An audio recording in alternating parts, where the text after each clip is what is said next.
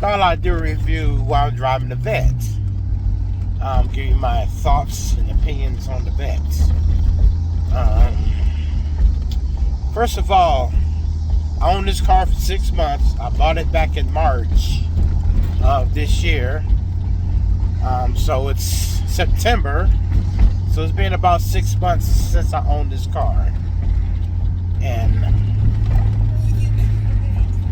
so far, I love the car altogether. I mean, I had it for 6 months, and I love the car. This is definitely a driver's type of car.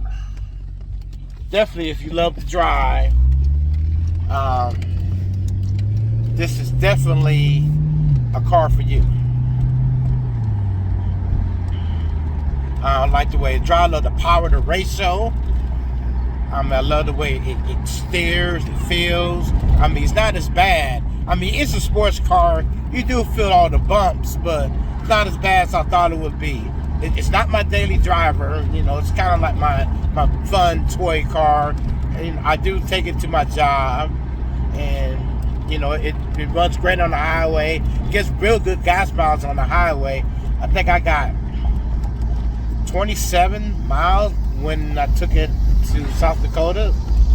I got 27 miles to the gallon, which that's not bad, you know, considering this is a, 350 horsepower monster. So it's not bad. And yeah, I like it so far. I mean, I got no complaints at all. I mean, every time I drive it, I got a big smile on my face. Every time I drive it, I just love the way it steers. I love the way it feels. Like the way it goes around corners. It's like when you hit the corners, you really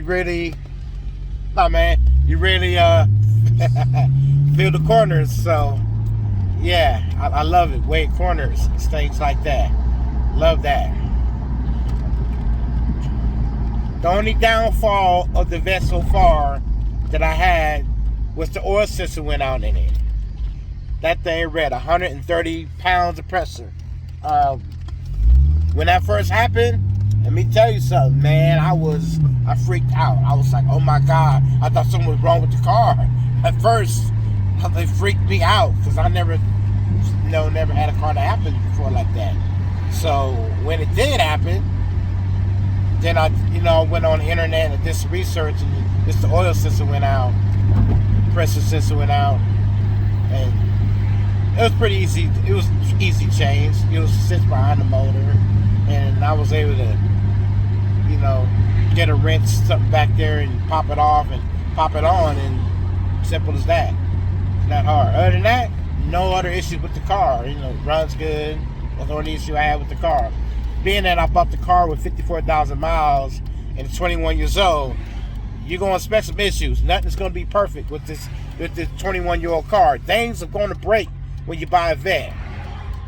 So what I know now,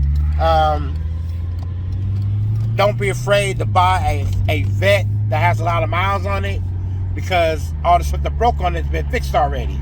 So, that's my advice. You could buy a higher mileage Vet, versus a lower mileage Vet. You buy a lower mileage Vet, things are going to break. And, unless you want to come out of pocket to fix those things, I recommend buying a higher mileage Vet.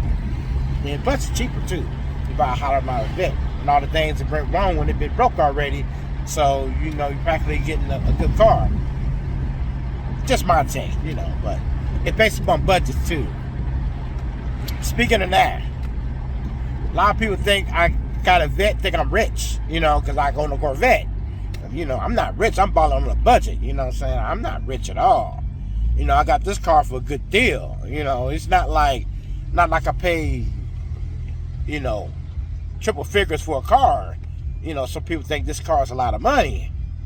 And it's honestly, this C5, it's not a whole bunch of money to own a C5. Not much you think it is. This is, a working man's Vet, basically, at this price point. You can have your average job, and you can own one of these for, not too much money. So that's the perception I get as well. And the other perception, people think Corvette's a chick magnet. Not necessarily as a chick magnet. It's more like a man magnet. Anything.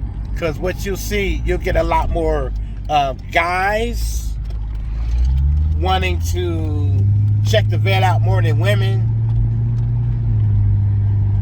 When I go to the gas station and whatnot to fill it up, see more guys looking at it than girls, or people come out there, or guys are just coming to the car and talk about the car. Not necessarily girls, the guys do. So it's more of a guy magnet, necessarily not a girl magnet. Which that's cool with me, because I just bought the car because I enjoyed the car, period. So that's what I bought it for. Just to enjoy it. And like I said, I wanted one of these since, my gosh, 2000. And my plan was, and it worked out that way, that I was going to wait till my kid comes a senior and graduate before I get me one. And obviously I got her now, and my last child is in college, so I'm able to really enjoy this car. So that's what I've been doing. But overall, this has been good for me. I love the car, and you think about buying one, it's not out of your price range. It's not what you think it is. It's not very expensive.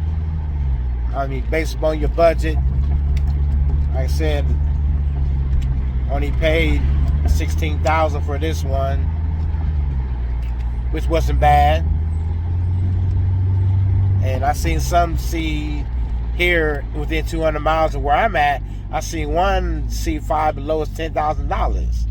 It had like 119,000 miles on it, but they only wanted $10,000 for it. So it just depends on your budget. But the C5s are very, very attainable. Very attainable. Oh yeah, and another debate. See, the Corvette community is very funny to me. They expect everybody to drive a manual. If it ain't a manual, it's not a vet. I got an automatic. Okay? I don't have a manual. I got an automatic. And guess what? This is a blast to drive. So let people fool you saying that, automatics is boring and you gotta have a manual just to get just to enjoy the vet. I got an automatic. I enjoy it every moment. And on top of that, this is a convertible. So it doesn't have to be the ZR1, the top of the line one, to enjoy the vet. I mean, I test drove the ZR1 before I got this one. So I I drove one before I got this one. And I don't see a difference in it. There's 50 more horsepower. There's difference in power, but as far as driving experience, it's basically the same. You're going to get the same smile, the same effect, driving an automatic or a manual. So there you go. I answered the age-old question. So don't be afraid to get an automatic if a manual is not available to you, or you just don't want a manual, you just want to sit and relax and drive. Don't be afraid to get an automatic. Don't let these people fool you to say that it's not a Corvette, it's not a manual. Well, it's a Corvette, ain't it? I mean, it looks like a Corvette, it drives like a Corvette, so how's it not a Corvette? Leave those comments in the questions. Leave those comments. Let's debate that. Why is it not Corvette if it's not a manual? I want to debate. Let's debate that. Because I don't see why it's not. Because it's a Corvette. I hit the gas. It goes like a Corvette. It looks like a Corvette. So why is it not a Corvette if it's not a manual? Oh, because you're not one with the car. How am I not one with the car? I'm saying one with the car. I got to put the gas. I got to put the brake on it. I got to steer the car. I got to use the turning signal. So how am I not one with the car? Huh? Explain that to me. Anyway, this is my thoughts. I'm just debating now. But yeah. What else can I say? I'm trying to think what else I can say about this car. One thing about the Corvette community, I'm gonna tell you something.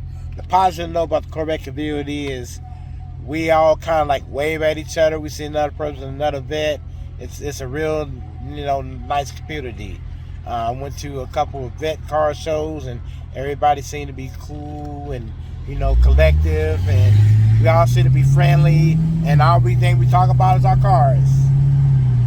You love Corvettes, you're gonna learn a lot about your Corvette, and all you're gonna do is talk about vets and life and everything else. It's a good time to go to a Corvette car club if you have a Corvette. We all got the same love. It don't matter your creed, your color, religion, the size you are. It doesn't matter. When you're in a Corvette, it's all about one thing. It's all about the love for the car. When you go to a Corvette festival, that's what I learned. It's all love. When you go to, when I went to one. So when you get a Corvette, you join a exclusive club where owners, we wave at each other, sitting out with the Corvette. We wave at each other. It don't matter what kind of Corvette it is. It could be the newest one to a C76543. It doesn't matter. 2-1. It don't matter. We all wave at each other. It's like we're like a community. Corvette community. At least I notice it here in my town. Every Corvette owner I see, we end up waving at each other. This is what it is.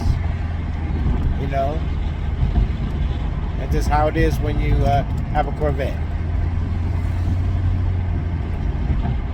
But after 6 months, no issues with the car. I love it. I love the way it drives. It brings a smile on my face. Get quite a few looks. Even this car is 21 years old. People still look at the car. They still do. They still like to look at it. So that's a plus, because I had other cars, but yet I get more stares and looks at this one. And this car is 21 years old. I still get a lot of looks and stares when I drive this car. So that's a real good thing. But I'm gonna go ahead and end this video. These are my thoughts of owning the Corvette. We'll see what happens within March, a year. But so far so good. 6 months, no problem. Love the car. And if you think about getting a Corvette, you should get one. Whatever your price range is. C5, C6, whatever your price range is. But if you bought on a budget like me, you get a C5 for cheap. They're not very expensive right now. Even as car prices going up, the C5, it's not really that bad. It's gone up a couple $100, but you can still get you one for cheap. They're not very expensive, and they're good cars, and I have no major issues with it so far. Good running car, solid. You want something to have fun. Yeah. Alright then. I'm out. See you in the next video.